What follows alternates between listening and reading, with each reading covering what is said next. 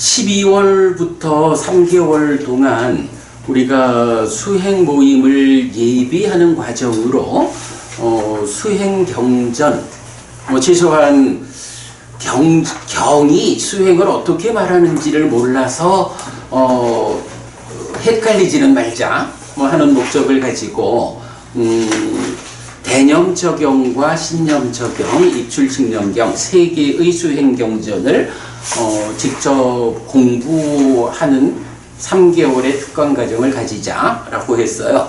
그런 가운데 12월 한 달 동안은 4번의 수업을 통해서 대념적용 공부를 시작하기에 앞선 선행 과정으로 사띠 삼바자나 잔냐도 하고 기타 여러 가지, 특히 니미따 상에 대한 좀 어렵지만 우리가 어렴풋하게라도 개념을 좀 잡는 이런 선행 과정 공부를 했고요. 오늘부터는 이제 1월, 2월 2달 동안에 3개의 수행 경전을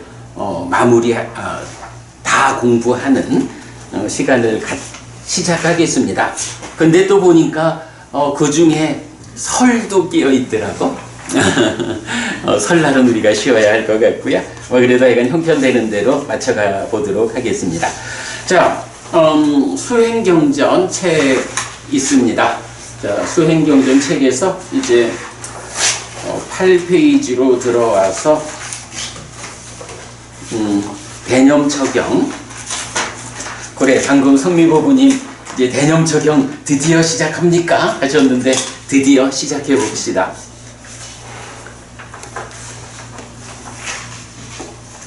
네, 마하사티파타나 수땅, 디가니까야 22번이기도 하고 마지막니까야 10번이기도 합니다. 대념처경이죠.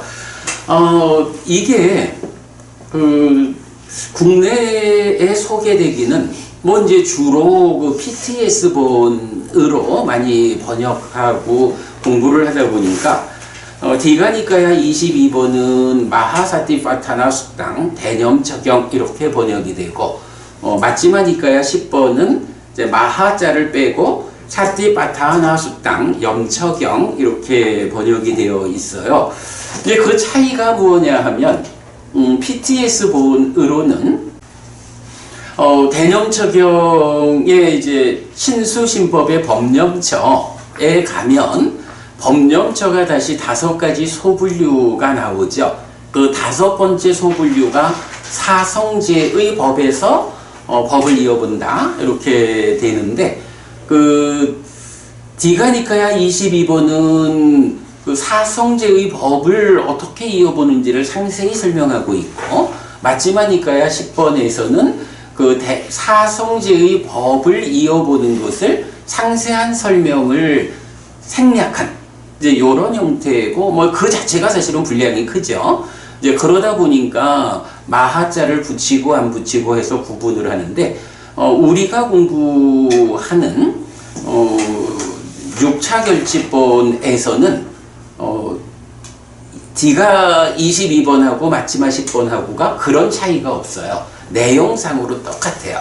그리고 경의 제목도 똑같이 마하사티파타나 수땅해서 대념처경 이렇게 나오고 있어요. 자, 그렇게 우리 대념처경 보고요. 사띠라고 하는 거는 여러분 잘 아시듯이 사띠입니다. 어저께 제가 고순호 법사님 그 모임에 갔다 왔다 했잖아요. 제가 대학 다닐 때 창립한 부산대학교 불교 바라미래의 후배님들이 몇 사람 이렇게 이제 함께 했어요. 우리 고순호 법사님이 한 20년 지도법사로 이끌어 주셨고요. 그랬는데 이제 그 후배들하고 함께 대화를 하다 보니까 몸이 병드는 것과 관련해서 이제 여러 이야기가 나왔죠. 그때 이제 내가 사실은 우리가 잘 보아야 합니다. 우리가 살아가면서 병이 든다, 아프다, 괴롭다라고 하는 것이 꼭 몸에만 적용되는 건 아닙니다. 나라고 하는, 그러니까 나는 누구냐? 라고 하면 그 기본이 몸과 마음이 함께해서 내가 됩니다. 그죠? 몸 없는 마음 없고 마음 없는 몸 없는 거예요. 이 서로 조건됨에 의해서 함께 하는데, 일반적으로 뭐 병원에서 또는 어떤 그 요즘 다양한 스트레스에 의해 가지고 만나게 되면 정신과 병원을 보내고 이제 이런 경우들을 많이 보지만, 사실 괴로움이라는 것은 몸에만 적용되는 것은 아닙니다. 경에서도 괴롭다라고 하면 두 가지 괴로움이 나오는데, 하나는 몸에 속한 괴로움이고 하나는 마음에 속한 괴로움이다. 요거는 뭐 경에서 까야시까 웨다나, 까야시까 두카 하면 몸에 속한 괴로움, 쬐따시카 두카 하면 심, 마음에 속한 괴로움 직접 나타나고 있거든요. 이렇게 그 몸에 속한 괴로움과 마음에 속한 괴로움이라는 양 측면을 보지 못하면, 뭐 어떤 경우에든 어려움이 있을 때는 당장 그 어려운 상태를 말하자면 마비시켜가지고 괴로움을 잊게 하는 방법으로 어떻게 해요? 정신과를 가잖아요. 그럼 정신과에서 약품으로, 그러니까 약을 줘서 처방을 하는 게 보면, 지금 마음에 속한 괴로움이 발생하는 이 내적인 과정에서의 적용되는 신경이나 이런 몸의 일부를 약물의 힘으로 마비시키는 거죠. 그래가지고 그 괴로움을 잠시 잊게 하는 이런 건데, 문제는 이게 부작용이 있죠. 그래서 정신과 약은 한번 약을 먹기 시작하면서 그 약과 함께 하는 상태에 익숙해지면 이제 그 약 없이는 살 수 없는 형편이 되잖아요. 그래서 죽을 때까지 약을 먹어야 하잖아요. 그래서 제가 이제 우리 후배님들한테 그런 부분을 좀 지적하면서 정확히 보아야 한다. 괴로움이라는 것은 몸에 속한 것도 있고 마음에 속한 것도 있는데, 몸에 속한 괴로움이야 당연히 의학의 도움을 받아야 한다. 그거야 뭐 말할 것도 없다. 그러나 마음에 속한 괴로움까지 이렇게 약품에 의해서 해결을 하려고 접근하면 너무 위험이 크다. 그런 관점에서 마음에 속한 괴로움은 마음의 관점으로 해결해야 한다 라고 이야기를 하면서, 그러면 이 마음에 속한 괴로움, 이걸 어떻게 해결할 것이냐. 좀 전에 법부님들 뭐 말씀 언뜻 그 하시되 뭐 화내는 이야기 뭐 이런 얘기 하시던데, 어제도 그 얘기가 나왔어요. 그래서 제가 그랬어요. 이런 뭐 욕심이 있다거나 화가 난다거나 어떤 형태로든 마음에 부정적인 상황이 생겨났을 때, 그 부정적인 상황이 방치되어 가지고 그것 때문에 나쁜 행위를 하고 그것에 뒤따라서 마음에 속한 괴로움을 겪어야 하는 이런 상황에 대해서 부처님이 알려주는 처방이 있다. 그게 뭘까요? 그게, 그래서 나는 이제 그렇게 얘기한 거야. 부처님은 눈을 뜨라고 말한다. 내 마음의 현재를 발견하라고 말한다. 그러면 화가 난다라고 하면요, 화가 나는 것을 내가 발견하지 못해. 내가 내 안에 화가 있다라고 내 안의 상황에 눈 뜨지 못하면 그 화가 원인이 되어가지고 나쁜 일을 하게 돼요. 그러면 그것 때문에 뒤에 가서 왜 그랬을까 후회를 하고, 그런 것들이 결국은 마음의 괴로움, 마음의 병으로 쌓인다고요. 이런 일들을 방어하는 확실한 방법, 유일한 방법이 있다. 부처님은 그거를 알려주기를 바로 그 내 마음의 상황에 대해서 눈을 떠라. 마음의 현재를 발견해야 한다. 라고 말하고, 그렇게 발견을 했을 때 거기에 적절히 대응해가지고, 아, 내가 욕심이 과하구나, 화를 내고 있구나, 라고 발견했기 때문에, 보았기 때문에 요거를 그냥 두면 나쁜 행위로 이어져가지고 괴로움을 만든다. 그러니 이거를 요 자리에서 끝내야 한다. 대응이 되는 거죠. 어떤 형태로 내가 대응할 거냐 하는 거는 일단 두 번째 일이요.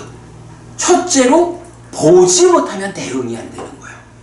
그래서 우리 후배들한테 어제 제가 다 큰 소리 좀 쳤죠.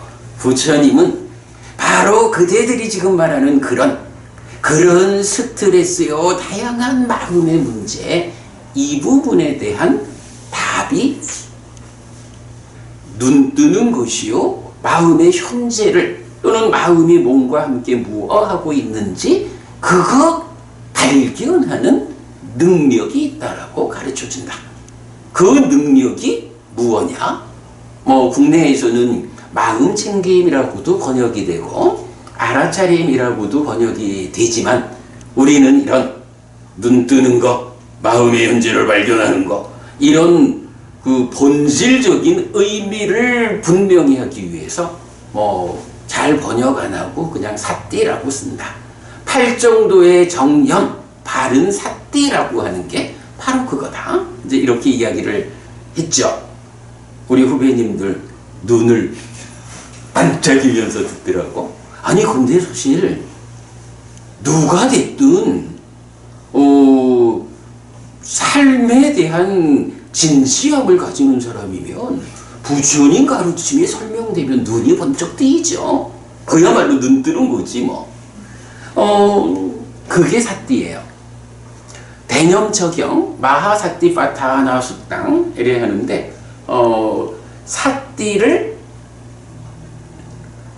사띠파타나, 파타나, 요거는 이제 파타나 이렇게도 되고 우파타나라도 돼서 준비한다라는 의미도 되고 세운다, 확고히 한다 이런 의미도 되거든요. 어쨌든 이제 기본적으로 염처 이러면 바로 마음의 현재를 발견하는 능력, 이런 삿띠를 내 안에서 준비해내는 거, 내 안에서 그거를 힘있게 해가지고 삶을 지어하는 거, 이런 일이 사띠파타나, 염처 이렇게 되는 거죠. 그리고 마하가 붙어서 커다란 염처형 그렇게 됩니다. 사티파타나, 그러니까 마하사티파타나 숙당 대념처경의 제목은 그런 의미를 갖는다. 그런데 하여간 제가 하여간 이제 중으로 사는 게 그런가 봐요. 언제 누구를 만나도 우리가 하는 대화가 그런 거니까 어저께 만났던 그런 자리에서도 또 우리가 그런 이야기를 하게 되고, 그러다 보니까 오늘 이 공부에서도 대중들과 이런 삿띠의 의미를 그렇게 드러낼 수 있는 이렇게 수업도 할 수 있고, 그런데 그게 그런 거죠. 우리가 얼마나 삶의 중심을 공부에 두어가지고 늘 공부를 말하는 삶으로 이끌어가느냐, 이런 측면이라고 할 수 있겠어요.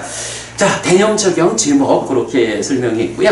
이제 들어가겠습니다.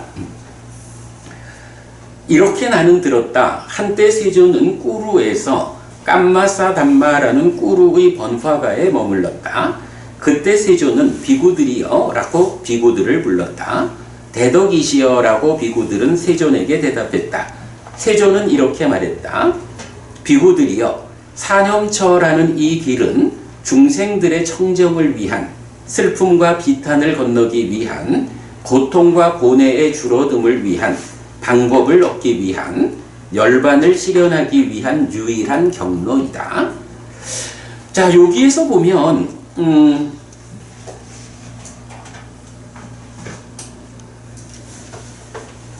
에까야노라는 말이 나와요.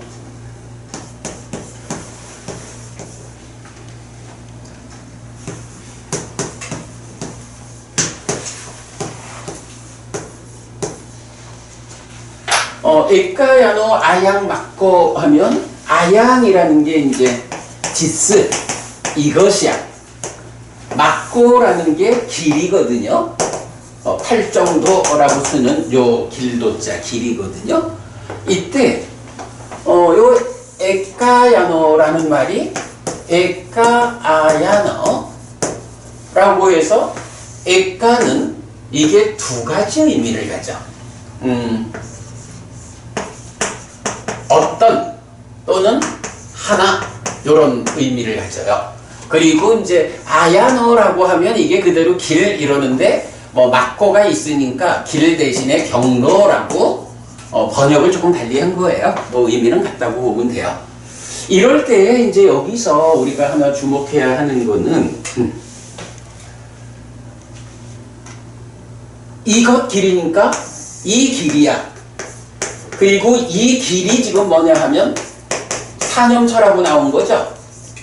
그러니까 사념처라는 이 길은 그럴 때에 사념처라는 이 길이 뒤에 이어서 나오는 중생들의 청정, 슬픔과 비탄을 건넘, 고통과 고뇌의 줄어듦, 방법을 얻음, 열반을 실현하기 위한 요런 사념처는 요런 거요라는 그 목적을 설명하고 있죠. 그 목적을 달성하기 위한 어떤 길이냐? 하나의 길이냐? 요 두 가지 관점에서 고민을 좀 해야 돼요. 어떤 길이다라고 하면 이거는 여러 가지 길이 있는 거야. 그 중에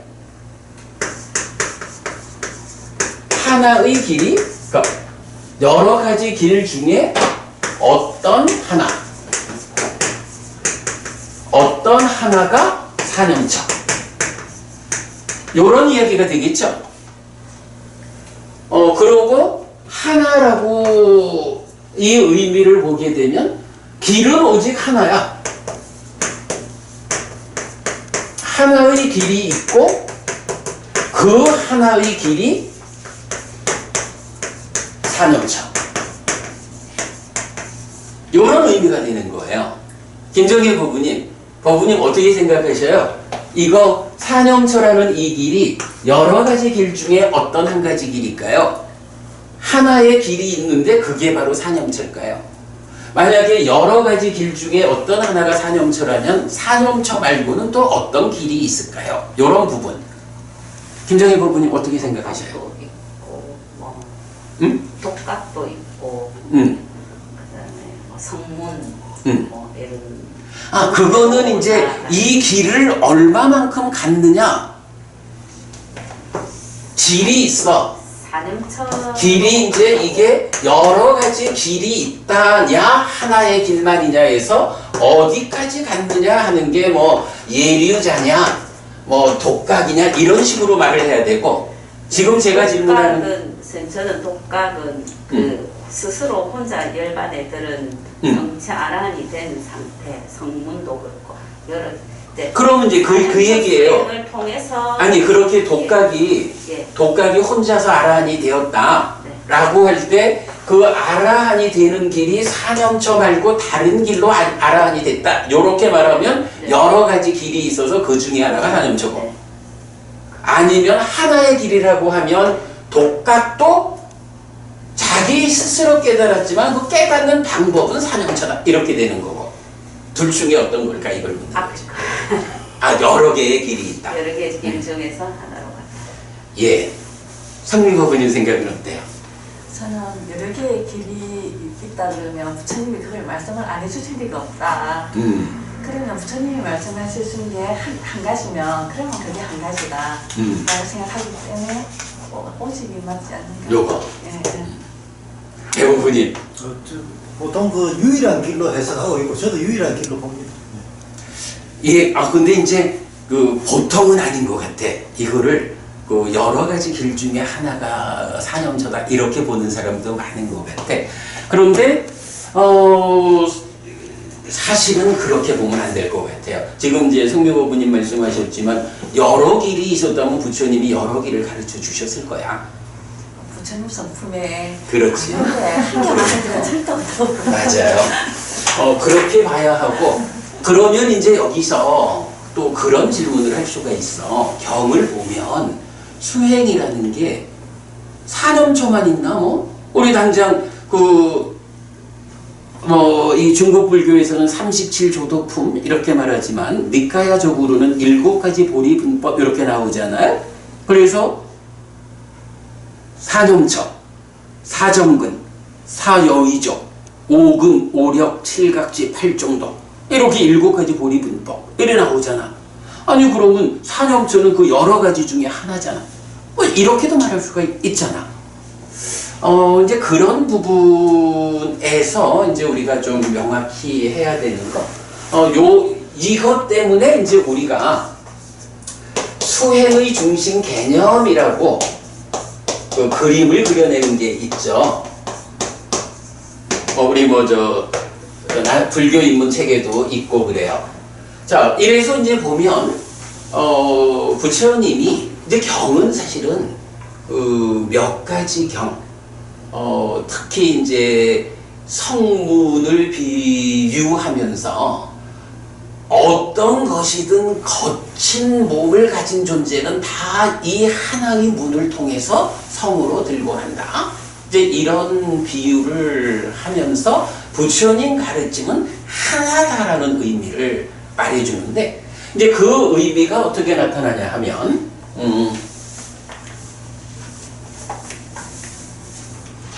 자, 우리가 수행의 중심 개념을 이렇게 말하죠. 이게 마음이에요. 마음을 보면 마음 자체가 뭐 어떻게 생겨나는 것이고 어떻게 행위할까 하는 부분도 있겠지만, 요 마음에 부수되어 가지고 마음 상태에 영향을 주는 것들 뭐 이런 것들도 있겠죠. 그럴 때 이제 이게 대표적인 게 이 마음에 수반되는 영향을 주는 대표적인 게 뭐가 있어요? 5가지 장애와 그렇죠. 5가지 장애, 그리고 7가지 각지, 7각지라는 게 있죠. 그래서 보면 마음을 누가 차지하느냐? 5가지 장애가 차지한다. 이렇게 표현을 하는 측면. 그런가 하면 7가지 깨달음의 요소. 7각지라는 건 깨달음의 요소예요. 깨달을 각자, 깨달음의 요소, 요래 되거든. 내 마음을 5가지 장애하고 7가지 깨달음의 요소하고 누가 차지하느냐? 누가 내 마음에 강한 영향력을 행사하고 있느냐? 뭐 요런 거에 따라서 삶이 달라지는 거야. 자, 그래서 이제 보면 경은 이 5가지 장애라는 것을 뭐라고 말하냐 하면, 이것은 장애로 덮개다. 그리고 이것은 지혜를 무력화시키는 것이다. 그러니까 5가지 장애가 마음을 차지하면 지혜가 무기력해지는 거야. 달리 말하면 어리석어진다. 이런 거죠. 그래서 지혜를 무기력화하는 이거는 전적으로 괴로운 무덕이다. 이렇게 표현을 해요. 즉 5가지 장애라는 것이 내 마음을 차지해버리면 마음이 지혜가 무력화지는 어리석음, 그래서 괴로움으로 이끌리는 퇴보하는 삶을 살게 되는 거야. 요런 개념이 있어요. 그런가 하면 이제 특히 46번 상류다가 각지상류다잖아요. 7각지와 관련한 경들이 모여 있다고. 그 각지상류다에서는 굉장히 많은 경들이 5가지 장애하고 7각지가 서로 대응하는 것을 보여줘요. 이건 무슨 얘기냐 하면, 내 마음을 5가지 장애가 차지하는, 그래서 퇴보로 이끌리는 이런 상황도 있지만, 장애와 반대되는 것으로 7가지 깨달음의 각지가 내 마음을 차지할 수 있다. 그러면 그때 이 7가지 각지라는 것은, 경은 장애 아니고 덮개 아니다. 그래서 명과 해탈로 이끈다. 요렇게 이제 나타나요.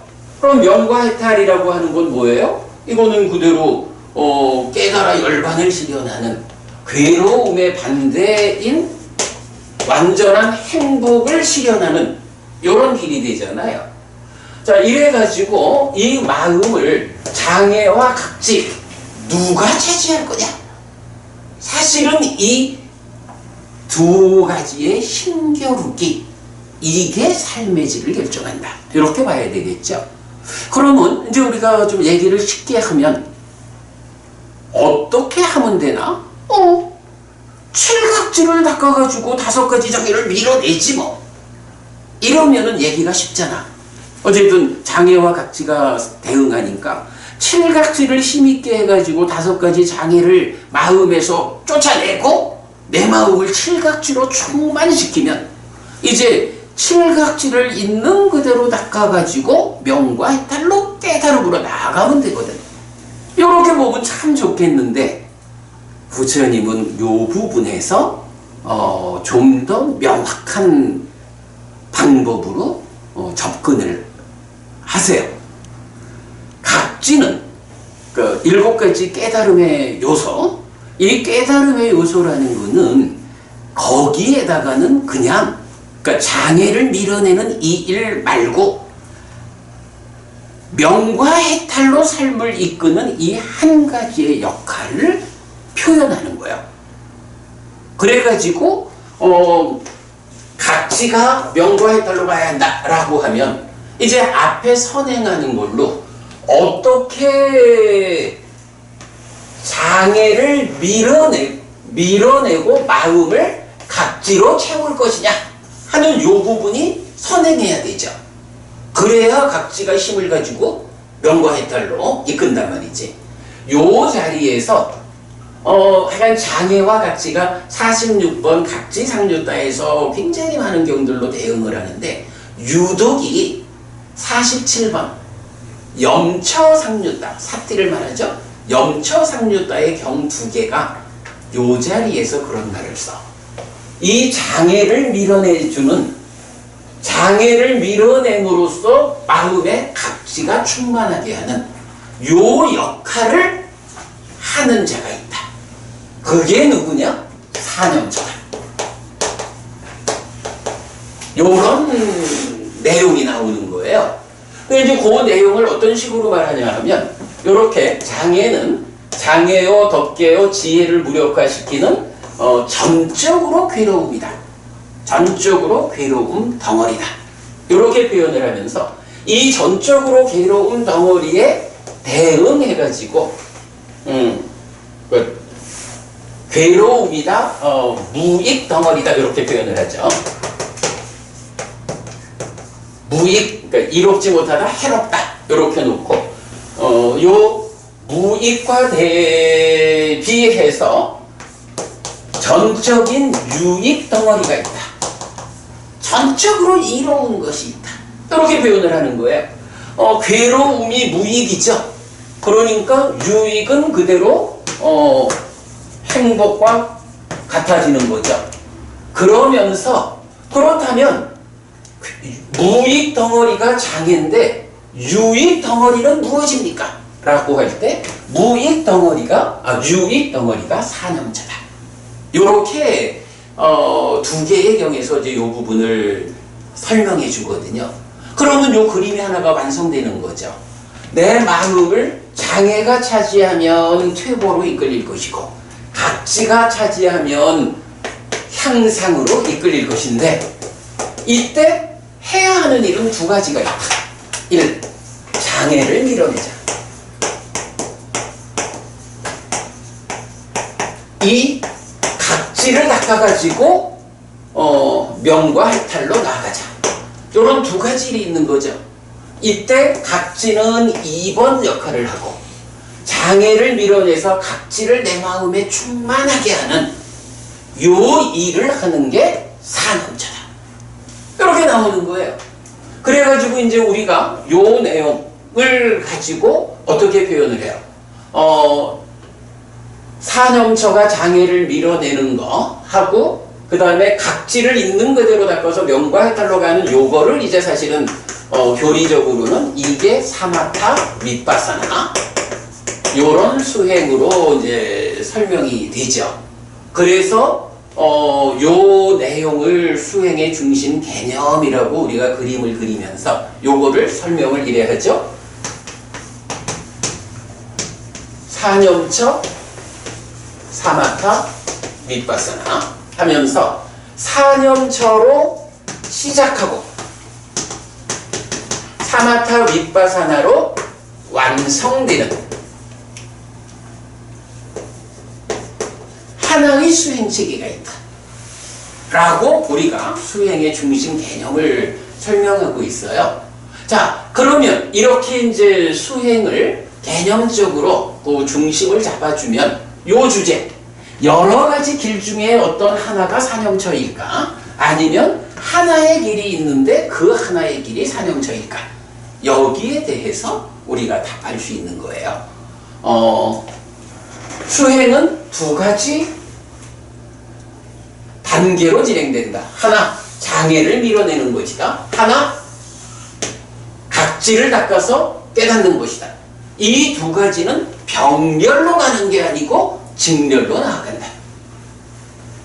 요런 이해를 하고 보면 어쨌든 이게 뭐 사념처 수행을 한다고 직접 표현을 하든 산야를 닦는다고 표현을 하든 호흡 수행을 한다고 표현을 하든 무슨 다양한 방법으로 다양한 수행법이 제시가 돼도 사실은 이 모든 것은 요 하나의 길 사념처로 마음의 장애를 밀어내고 그럼으로써 칠각지가 마음에 충만하면 이 칠각지를 있는 그대로 닦아서 즉 사마타 윗바사나로 번뇌를 부수고 깨닫는 요 직렬로 이루어지는 하나의 수행체계가 있다.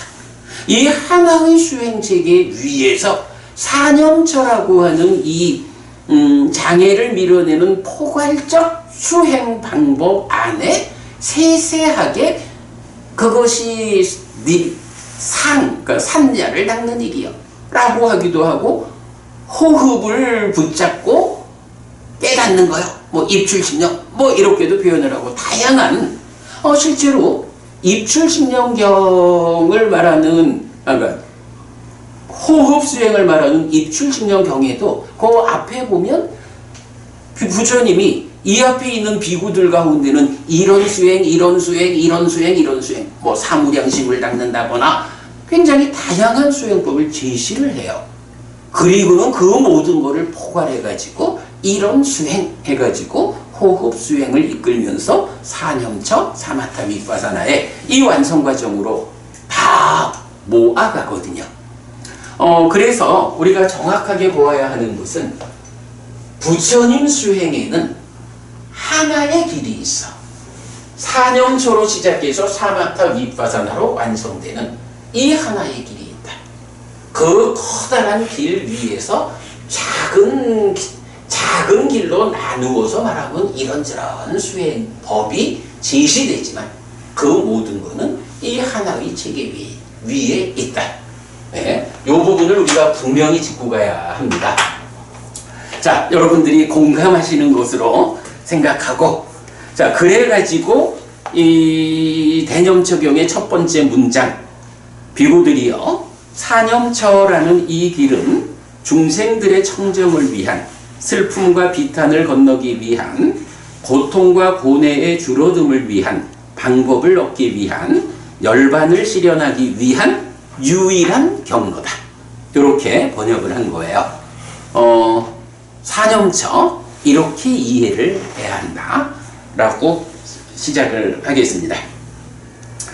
자, 그리고 나면 시작하면서 말씀드렸지만 염처라는 말, 눈 뜨는 거, 마음의 현재를 발견하는 능력, 이 삿띠를 준비하고 이 삿띠를 힘있게 하는 거, 이게 염처란 말이죠.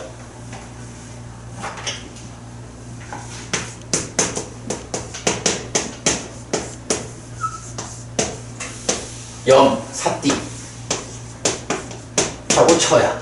그런데 이 염처, 삿띠를 준비하고 삿띠를 힘있게 하는 이 영처가 네 가지 방법이 있다. 이런 얘기죠. 그 네 가지가 뭐죠? 어떤 대상을 가지고, 그러니까 무엇을 대상으로 마음의 현재를 발견하는 이 능력을 힘있게 할 거냐 라고 해서 신수신법이라는 네 가지 사자를 붙여주는 거예요. 그래서 사념처가 되거든요.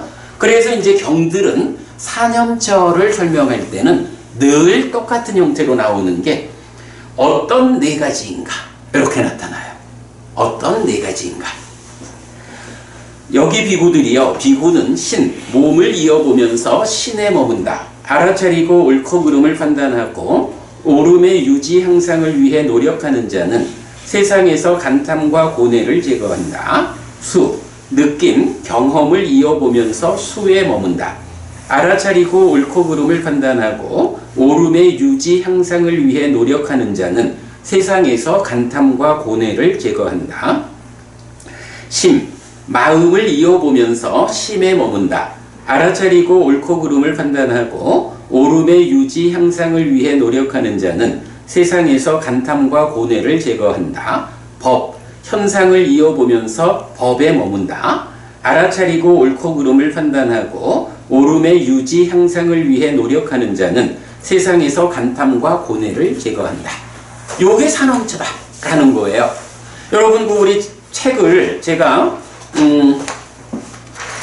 요렇게 왼쪽만 쓰고 오른쪽은 여러분 메모하시도록 공간을 만들어 드렸어요. 오늘 좀 메모할 것들이 있어요. 박부부님, 요 번역 좀 새로 봐야 하죠. 이 번역에 어떤 문제를 볼 수 있죠? 수와 법이 복수로 나타난다는 거. 그죠? 이게요. 저도 이 부분을 잘 주목하지 않고 그냥 이제 그래서 우리가 독송을 아침마다 하는 일이 중요해요. 늘 독송을 하다 보니까 처음에는 별 생각 없이 그냥 독송을 했는데 반복적으로 독송을 하다 보니까 이게 좀 이상하다. 왜 내가 이거를 신경 못 썼지? 하는 부분이 보이는 거예요. 특히 빨리어에서는 단수, 복수를 엄격히 구분을 하거든요. 우리말에서는 사실은 단수, 복수 이렇게 크게 신경을 많이 안 쓰죠. 우리말 자체가 그런데 빨리어에서는 단수, 복수가 엄격하게 구분이 돼요. 그런데 요 이제 원어를 보면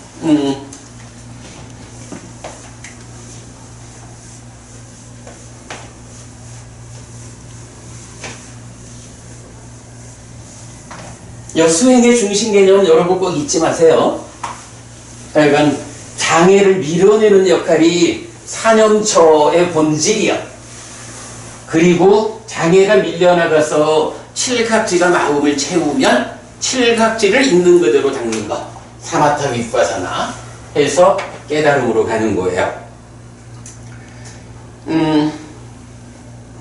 여기 보면 이제 어떤 네 가지인가? 여기 비구들이요. 비구는 신, 몸을 이어보면서 신에 머문다 라고 한 게 원어가 뭐냐 하면 그 첫 번째 줄 비쿠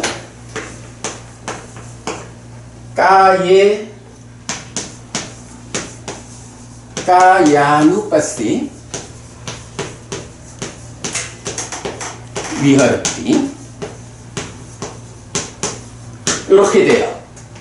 그 다음에 두 번째 줄 가면 웨다나수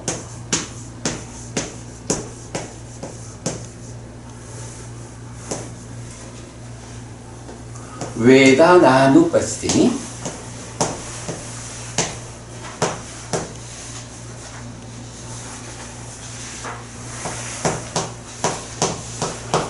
위어렸디. 그 다음에 찌따누빠시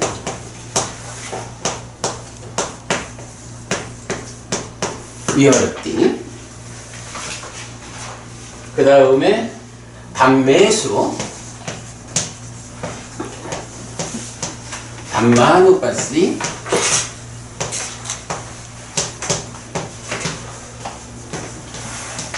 위아래띠 이렇게 나오거든요. 요게 이제 지금 우리가 교재에서 보면 요 까야라고 하는 말이 몸이야.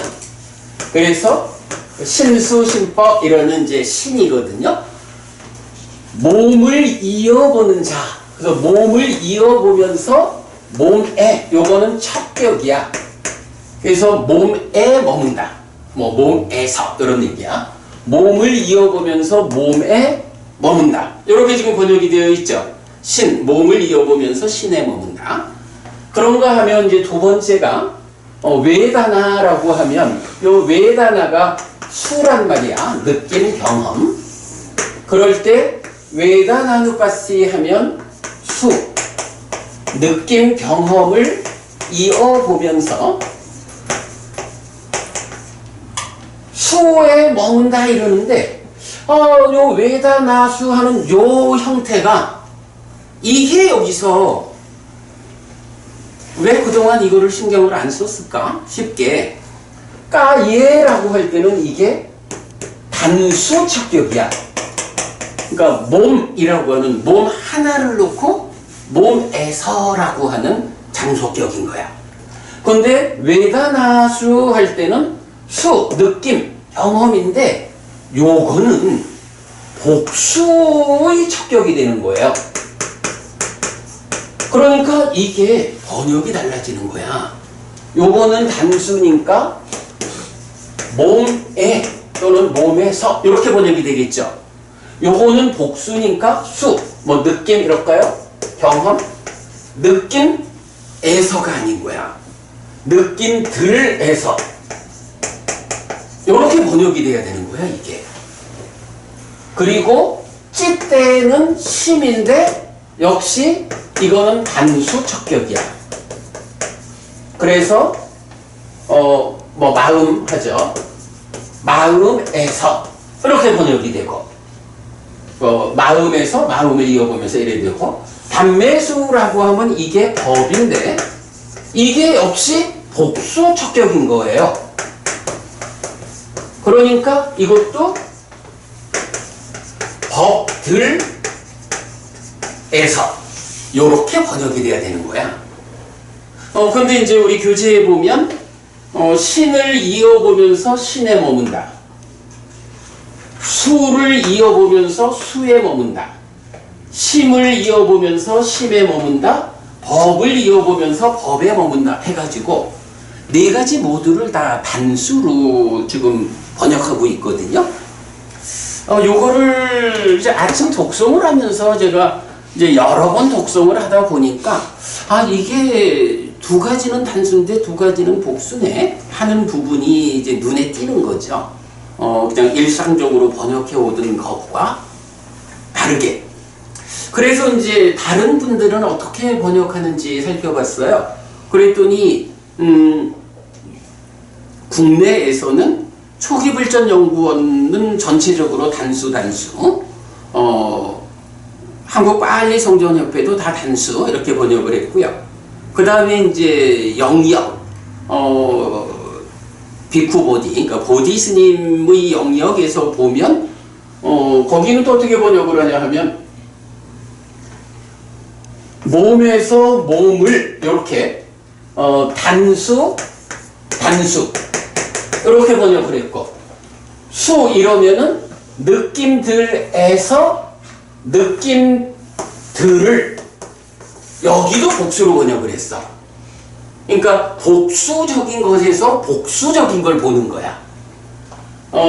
심에서 심을 단수죠.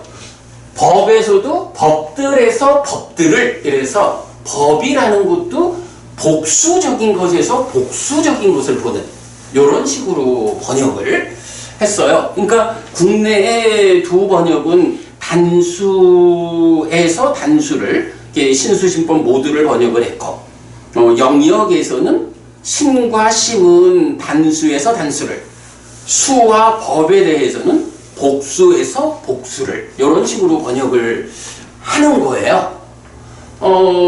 저는 일단 이제 제가 뭐 다른 데랑 비교하기 전에 이 복수적인 설명을 감안해서 번역을 좀 바꿔야겠다. 어쨌든 지금도 같지만 사념처라고 하는 게 이렇게 불교 수행의 유일한 경로.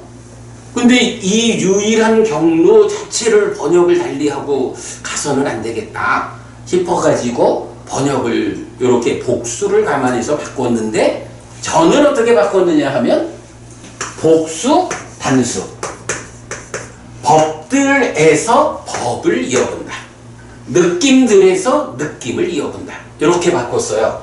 자, 제가 지금 오늘 여러분 교재 나눠드렸죠.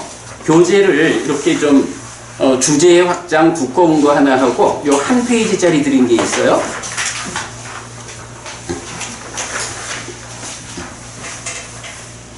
자, 한 페이지 드린 교재가 지금 우리 독성집 수정한 내용이거든요. 읽어볼게요. 그리고 이제 요 부분도 제가 박기회 법부님한테 좀 협조를 구했어. 이게 신에서 신을 이어본다, 이렇게 신수신법으로 번역을 하는 게 좋을까? 아니면 몸에서 몸을 이라고 우리말로 번역하는 게 좋을까? 내 생각만 가지고 안 되겠더라고. 그래서 박 법부님한테 도와달라 그래 가지고 번역을 이렇게 바꿨어요. 자, 보겠습니다. 어떤 네 가지인가? 여기 비구들이요. 비구는 몸, 그리고 괄호해서 신 한자만 적어줬죠. 몸에서 몸을 이어보면서 머문다. 알아차리고 옳고 그름을 판단하고 옳음의 유지 향상을 위해 노력하는 자는 세상에서 간탐과 고뇌를 제거한다. 느낌들에서 느낌을 이어보면서 머문다. 알아차리고 옳고 그름을 판단하고 옳음의 유지 향상을 위해 노력하는 자는 세상에서 간탐과 고뇌를 제거한다. 마음, 심에서 마음을 이어보면서 머문다. 알아차리고 옳고 그름을 판단하고 옳음의 유지 향상을 위해 노력하는 자는 세상에서 간탐과 고뇌를 제거한다. 법들에서 법을 이어보면서 머문다. 알아차리고 옳고 그름을 판단하고 옳음의 유지 향상을 위해 노력하는 자는 세상에서 간탐과 고뇌를 제거한다. 자, 신수신법을 우리말로 표현하면서 뭐 괄호로 그 한자 놓아줬고요. 복수가 제시되는 수념처와 법념처를 느낌들에서 느낌을, 그러니까 복수에서 단수, 법들에서 법을 이렇게 번역을 한 특징. 하여간 국내는 다 단수 했고 영역에서는 복수 이렇게 번역되어 있는데 우리는 요거를 복수 단수로 번역했다라는 거고요. 밑에 거는 뭐 다음 주나 이제 보겠지만, 이제 대념처경은 그 후렴이 이제 그 중심 주제가 되잖아요. 그 후렴에서 보면 지금은 몸을 이어보면서 안에 머물고 이렇게 되어 있는 거를 안으로 몸에서 몸을 이어보면서 머문다 이렇게 되어 있는데, 요거는 그 자리에 가서 공부할 때 보도록 하겠습니다. 자, 요렇게 그 사념처, 대념처경 이러면 어쨌든 사념처 이야기인데, 사념처가 무엇냐라는 것을 오늘 우리가 좀 특별하게 그 수념처와 법념처가 복수로 나타나는 요 관점을 주목해가지고 번역을 새로 했다. 우리 독성집에서 요 하나 바꾸려니까 이 사념처의 정형구가 8개가 나오더라고요. 우리 독성집 100개경 중에 그만큼 사념처가 큰 거야. 그거 다 바꿔줬어요. 자, 그러면 배법님, 이게 똑같이 신수신법인데 왜 신하고 심은 단수고 수하고 법은 복수일까? 이걸 어떻게 봐야 돼? 이게 부처님이 의미 없이 단수 복수를 그냥 쓴 건 아닐 거라고. 어떤 의미일까? 느낌들과 법들은 다양하게 나타나는 거예요. 어떻게 다양하게 나타난다고 말을 해야 할까? 맞아! 법부님 그게 답이요. 법이 수상사니까 이런 느낌, 뭐 생각들도. 그래, 뭐 이제 그런 측면으로도 접근할 수 있지만 그거보다는 우리 조금 다른 측면으로 보는데 어쨌든 답이 그거야. 수하고 법은 다양한 거요. 단수로 있지 않은 거요. 뭐 그 의미요. 뭐 그러니까 이건 단수의 복수가 진행된 이런 거지. 제가 그래서 오늘은 이 우리 산염처에 대한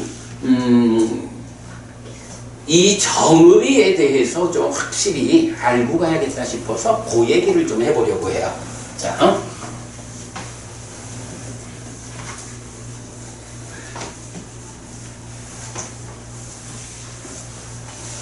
이게 보면 그 소분류가 있다 그랬죠.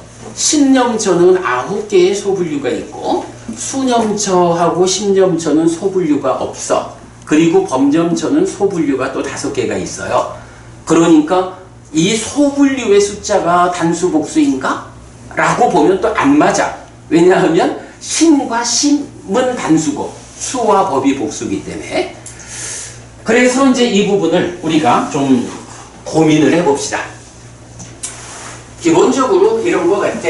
뭐 신염처에 9가지 소분류가 있지만 이제 그 부분을 단수로 나타냈다라고 하는 것은 9가지 중에 이 9가지를 동시에 다 염처하자는 거 아니잖아요. 그 중에 어떤 한 가지 대상을 선택해가지고 산염초 수행을 하는 거죠.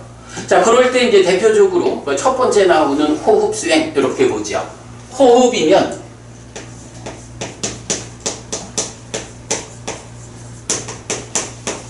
안이비설신의 색성향 미촉 법 중에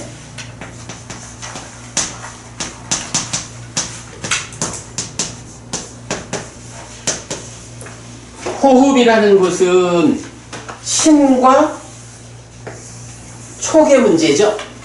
신과 촉. 물론 먼저 여기에 욕탈이 오는 거 요거는 이제 일단 접어두고 그러면 이제 신과 촉, 신 네이처와 촉 웨이처 그 중에 선택된 뭐 경 이렇게 봐도 되겠죠. 그러면 이제 여기서 신과 촉을 연하여 신식이 생겨나는 거죠. 신식이 생긴다. 그러면 이 세 가지가 3,4화합 촉하죠. 세 가지가 동시에 만난다.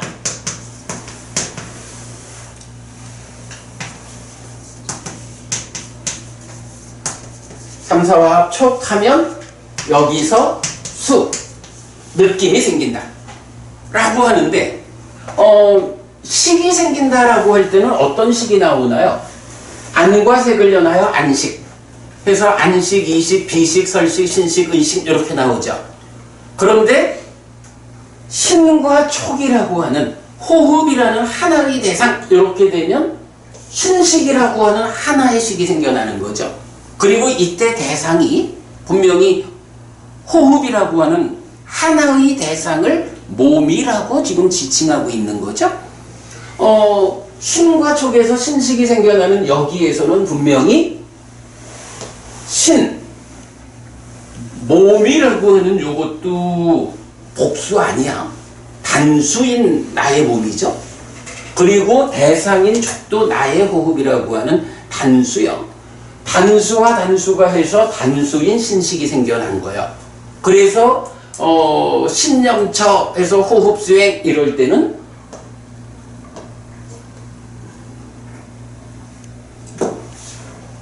몸에서 몸을 이어보면서 머문다. 몸에서 호흡이라고 하는 몸을, 호흡을 몸이라고 본 거죠. 몸에서 호흡이라고 하는 몸을 이어보면서 머물면 거기서 신식이 생겨나요. 그러면 이렇게 신과 촉을 연하여 신식이 3,4화합 촉하면 느낌이 생겨나는데 이 느낌은 어떻게 설명되나요? 우리 저기 독송집에 보면 불탐경 뭐 이래가지고 그 요 과정을 쭉 설명하는 경들이 있죠. 6내 입조, 6의 입조의 인식. 그러면 꼭 요 자리는 촉을 연하여 수가 생긴다라는 요 자리에서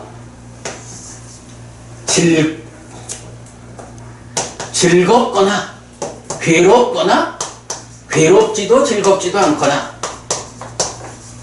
하는 락고 불고 불락의 느낌이 생긴다라고 해서 요 자리는 꼭 세 가지로 나오죠. 신과 촉이라고 하는, 그래서 신식이 생겨나는 요 하나의 과정을 말하는데, 이 하나의 과정이 삶이 진행되어 나가는 그 메커니즘적인 삶의 전개를 보면 그 자리에서 생겨나는 느낌은 똑같이 호흡을 붙잡고 있는데도 호흡을 붙잡고 있는 요 하나의 상황이 진행되면서 거기서 생겨나는 느낌은 하나의 대상이니까 하나의 느낌, 요게 아닌 거야. 여기서 즐거운 느낌이든 괴로운 느낌이든 괴롭지도 즐겁지도 않은 느낌이든 세 가지로 복수의 느낌이 생겨나는 거야. 복수의 느낌이 생겨나는데 그 복수의 느낌 중에 어떤 그 복수의 느낌 중에 지금 어떤 느낌, 지금 내가 경험하고 있는 이 느낌은 어떤 느낌일까? 이런 식으로 보는 거죠. 요렇게 지금 어떤 느낌인가라고 보는 게 락고 불고 불락 복수로 생겨나는 중에 하나. 느낌은 복수로 생겨났고 그 가운데에 내가 지금 경험하고 있는 느낌이 여기 중에 어떤 걸까? 요렇게 요 자리를 설명하고 있죠. 자, 그런가 하면 이제 이렇게 생겨난 시기, 요 수를 대상으로 이제 2차 인식을 하죠. 그러면 여기에 상이 공동주관으로 참여를 해요. 그러면 여기서 무명이 생기고 탐과 진이 생겨요. 그러면 식이 탐으로 몸집을 부풀려서 생겨나는 것이 심, 마음이죠. 그러면 요 마음은 신과 촉이라는 네이처와 웨이처가 1대1의 대응을 통해서 식이 생겨나고 그것을 경험하는 것은 락고 불고 불락이라는 세 가지 복수 형태 중에 어떤 거로 경험을 하지만 그것을 다시 인식해서 마음이 생겨날 때는 이게 즐거운 느낌에 의해서 생겨나는 마음하고 괴로운 느낌에 의해서 생겨나는 마음하고가 서로 다른 마음은 아니죠. 그냥 하나로의 마음이 생겨나는데 이 마음이 생겨날 때 어떤 느낌의 어떤 상이 참여해서 생겨나느냐에 따라서 탐을 가지고 생겨나느냐, 진을 가지고 생겨나느냐, 뭐 어떤 형태로 뭐 탐진치와 함께하는 어떤 상태의 마음이 생겨나느냐 하지만 상태는 다르더라도 생겨나는 것은 마음이라는 하나가 생겨나는 거죠. 그리고 생겨난 마음이 지금 수축된 거요? 뭐 아니요. 지금 해탈한 거요? 아니요. 삼매를 닦는 거요? 아니요. 하는 마음의 생겨나는 과정이 어떻느냐? 생겨난 마음의 현재 상태가 어떻느냐? 요렇게 마음은 하나로 보고 마음은 하나의 개념이죠. 그러면 이제 여기까지를 놓고 보면 이제 요거 신과 촉의 관계, 호흡이라는 몸 이래서 보면 요게 신념처야.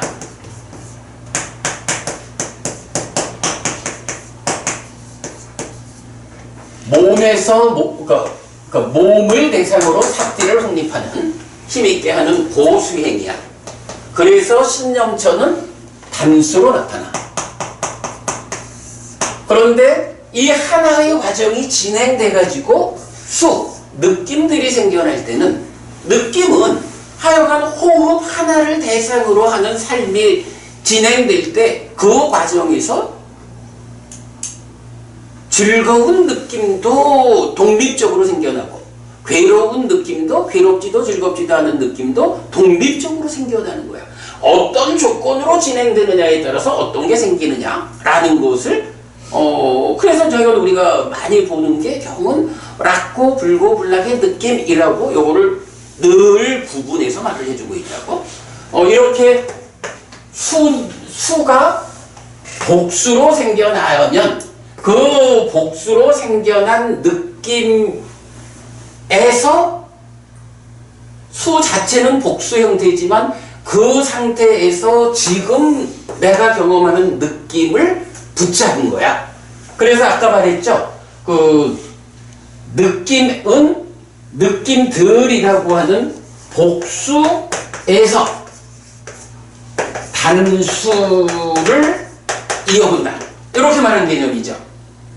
그리고는 요 개념이 진행돼 가지고 2차 인식하면 어떤 것으로 생겨나느냐, 어떤 상태로 생겨나느냐, 탐과 함께 하느냐, 진과 함께 하느냐, 치와 함께 하느냐, 그것이 해탈된 심이냐, 삼매를 낳는 심이냐, 하여간 심에 생겨나고 현재 상태, 요 부분을 다양하게 특히 그 신념 적용에서는 이거를 8쌍 16가지로나 마음의 현재 상태를 구분해 주잖아요.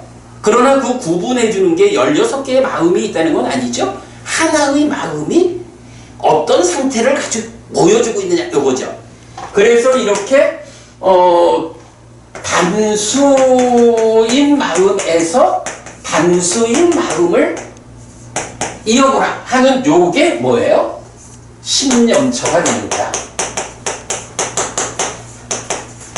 요거는 수념처고. 그러면 신념처가 단수고 수념처가 복수고 신념처가 단수고 이렇게 할 수 있겠죠. 자, 그리고 나면 요게 이제 표현이 좀 쉽지 않은데 신념처 요거는 어쨌든 내 마음을 주체적으로 말하고 있는 거죠. 그런데 우리가 좀 전에 수행의 중심 개념 말하면서 이 마음이 누가 마음을 차지하느냐, 누가 마음의 영향력을 행사하느냐, 마음에 수반되는 부수적인 것들이 무엇냐? 이렇게 표현할 때 뭐가 있었어? 장애. 장애가 몇 가지야? 5가지. 또는 각지. 깨달음의 요소 몇 가지야? 7가지. 이런 식으로 있죠? 법념처라는 게 있잖아. 법념처가 모두 몇 개의 소분류가 있죠? 첫 번째, 5가지 장애가 나오죠. 두 번째, 오추연이 나오죠. 세 번째, 뭐죠? 요거 이제 내입처, 외입처에서 연한 족쇄로 나오죠. 네 번째 뭐죠? 네 번째가 각지죠. 5번째가 사성제죠. 요거요, 법념처가 소분류가 5개다라고 해서 법념처, 법을 복수로 치는 거 아니라 그랬죠? 그렇게 시작하면 신념처가 복수가 돼야 되죠? 그거 아니야. 이 5가지에서 법념처 수행을 한다라는 건데, 문제는 보면 장애라는 것이 몇 개로 돼 있어? 5개로 돼 있죠. 그래가지고 우리가 이제 대념적용 독송을 해보면 어떻게 나와? 5가지 장애의 법에서, 장애의 법들에서 법을 이어보며 먹은다 라고 하면서, 첫 번째는, 그러니까 5가지 장애를 싸잡아서 말하지 않죠. 5가지 장애를 각각으로.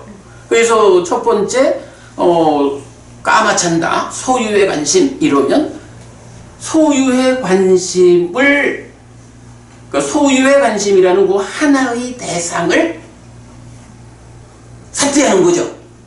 그 삭제하는 일이 어떻게 묘사가 돼요? 그러니까 내 안에 소유의 관심이 있으면 있다고 분명히 한다. 없으면 없다고 분명히 한다. 없던 소유의 관심이 생겨나면 생겨났다고 분명히 한다.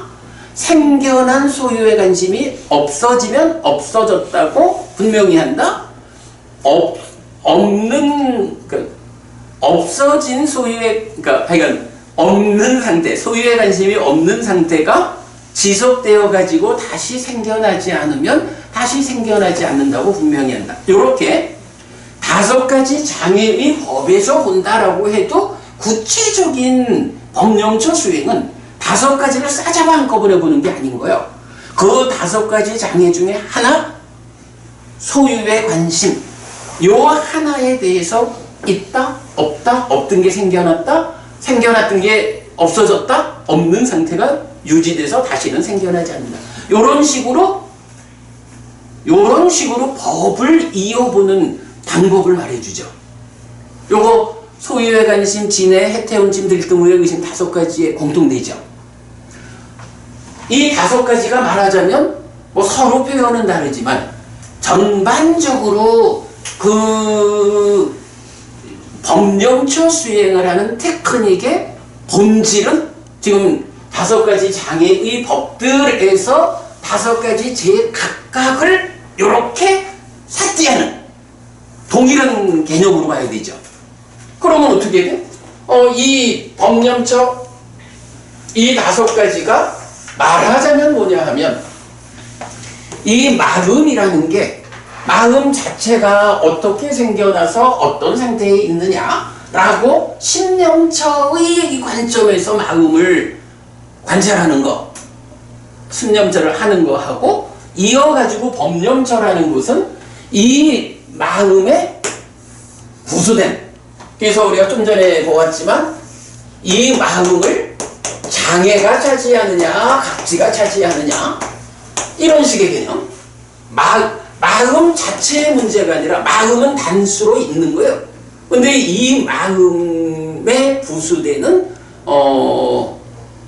다른 법들, 마음에 영향을 미치고 마음에 수반하는 이런 법들을 이제 이게 약간 다양하고, 사실은 어찌 보면 여러분 우리 왜 그 아비담마 또는 아비달마 이래가지고 그 법을 볼 때 사위 80법 이런 식으로 말하나? 뭐 사위 80법, 뭐 오위 100법 뭐 이런 식으로 이제 말을 하는 그런 의미의 법하고 산영처에서 말하는 이 법이 통하는 의미 같아. 그래서 마음 자체하고 마음을 둘러싸고 있는 다양한 현재 상황들, 그거를 현상이라고 번역하면 타당할까? 우리가 얼마 전에 법이라는 것을 현상이라고 번역하는 게 타당한지 원래 고민을 좀 해봤잖아요. 근데 이런 식으로 법을, 그러니까 마음이라는 요 단수적인 요거를 둘러싸고 있는 현상들, 요렇게 보면 법을 현상이라고 번역하는 것도 타당하지 않을까 싶어. 요렇게 보면 이제 어떻게 말할 수 있어? 이렇게 이제 법이 있는 거죠. 그런데 사실은 이제 마음을 이렇게 마음에 부수되는 법들이라는 게 굉장히 많겠죠. 잘 생각을 안 해봐도 굉장히 많을 거야. 그런데 대념 적용에서는 오직 요 5가지만을 딱 꼬집어가지고 요게 법념처 수행이다 이렇게 말을 하거든. 사실은 신념처, 몸과 관련한 것도 굉장히 많겠지. 그런데 부처님이 시체가 변화하는 과정을 보아가는 4가지, 그리고 그 앞에 5가지 이래가지고 9가지만을 신념처의 대상으로 제시하잖아. 여기서 우리가 알아야 되는 게 있죠. 신수신법이 각각으로의 수행 대상이 정해지는, 그러니까 제시되는 건데, 부처님이 거기서 수와 심은 하나로, 신과 심은 9개, 5개 이렇게 복수로 이렇게 말해주는 거는 이것들을 대상으로 내가 결국 이어보는 일, 마음을 집중하는 일을 하잖아. 보건고님, 그 자제분들이 안 그랬나 몰라. 혹시 애들 컴퓨터 보고 오직 컴퓨터에만 마음이 집중돼가지고 엄마가 얘야 밥 먹어라 그래도 밥 먹으라 안 하고 이랬던 일도 좀 있었나요? 그거 좀 곤란하지. 근데 아니 사실은 우리가 이제 몸에서 몸을 이어보며 머문다라고 하는, 이어본다라는 게 뭐냐 하면 바로 그렇게 컴퓨터에서 게임하느라고 거기에 마음이 집중되는, 딴 데로 안 가, 요거 이어본다고 하는 거잖아. 그런데 몸에서 몸을 이어본다라고 하면서 예를 들어서 이런 게임하는 거에 아이들이 몰입이 돼가지고 게임만 다 이어보고 있으면 이게 사념초 수행 이래가지고 삿띠를 개발하는 이런 수행이 안 되지. 근데 어찌 보면 테크닉상으로는 그렇게 집중하면 되잖아. 그럴 것 같거든. 테크닉상. 근데 그거를 사념초 수행이라고 말하지 못하는 이유가 뭐야? 위험이라는 게 있다고. 그죠? 어떤 거는 이렇게 이어보는 일, 집중하는 일을 통해 가지고 뭐 꼭 수행까지 아니래도 아이들 그랬나 몰라. 독서 산매 이래 가지고 아주 그 공부에 몰입해 가지고 이래 하면 다른 애들 한 서너 시간 공부하는 것보다 1시간만 몰입해서 공부를 해도 성적은 좋아지잖아. 아이들 문제로 줘도 이런 몰입, 이런 이어보는 일은 도움이 되잖아. 그러나 게임에 몰입하는 일은 이건 위험하다고. 이런 면 때문에 이제 부처님이 사념초 수행이라는 건 어차피 삶을 향상하고 깨달음까지 이끄는 이 유일한 경로잖아. 그러면 여기서 자칫 삼매, 이어보는 일 삼매로 가자라고 하면서 대상을 잘못 선택하면 그 대상 때문에 성과를 거두는 것과는 반대로 위험할 수 있죠. 그러니까 이제 부처님이 위험하지 않은 대상을 선별해가지고 제시하는 것. 그게 대념초경이 알려주는 신념초의 9가지 대상, 법념초의 5가지 대상, 수념초, 신념초는 하나. 요렇게 그런 의미로 이제 우리가 받아들여야 하죠. 근데 얘가 잘못된 것 같은데. 그런가? 왜냐면 몰입이 왜 안 되냐 그러면 깨어있는 마음이 없기 때문에 이어보는 마음이 아닌 거라. 그래서 그렇죠. 얘가 잘못됐습니다. 아, 그렇구나. 위험 때문에 아니고 깨어있는 마음이 없기 때문에.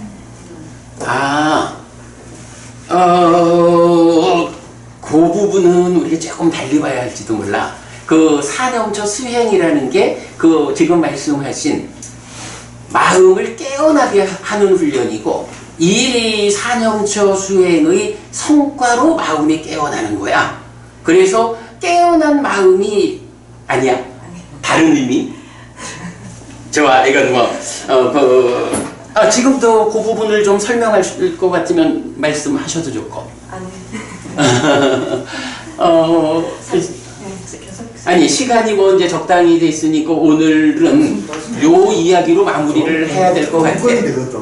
요 이야기로 이제 수업을 마무리할 건데, 뭐 요 주제와 관련해서 송미 씨 의견이 있으면 지금 말씀을 해주시면 도움이 되겠는데? 그냥 왜 몰입이 수행이 안 되는가 그러면 그게 그 똑같이 이렇게 수행을 할 때가 이렇게 같이 집중을 해도 그때의 마음은 계속 마음을 지켜보는 깨어있는 마음을 이걸 지켜보는 그게 사띠지. 예, 그런데 몰입은 어찌 되냐 그러면 없어. 대상만 있어. 내가 없어.